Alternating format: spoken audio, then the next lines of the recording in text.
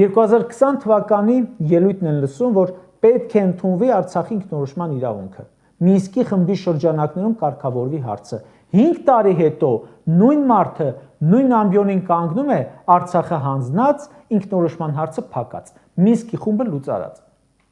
2020 թվականի նույն ամբիոնից ասում է, Լեռնային Ղարաբաղի ժողովուրդը պետք է կարողանա առանց սահմանափակումների որոշել իր կարգավիճակը։ Հիմա ասում է Արցախն Ադրբեջան է եւ վերջ, թող Լեռնային Ղարաբաղի քաղաքացիները ապրեն Հայաստանում։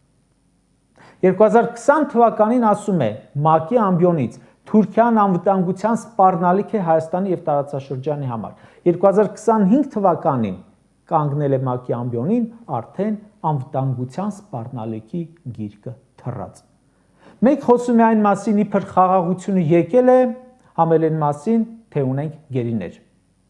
Գերի էլ չի ասում, այլ անազատության մեջ հայտնված անձինք։ Ռազմագերի են, անազատությունը ո՞րն է, մտել են ներս, դուռը փակվել է վերևները, նրանք գերի են, ռազմագերի։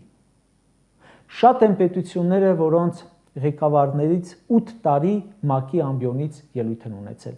բայց Հայաստանը միակն է, որի վարչապետը բոլոր 8 տարին էլ ասել է իրար հակասող բաներ։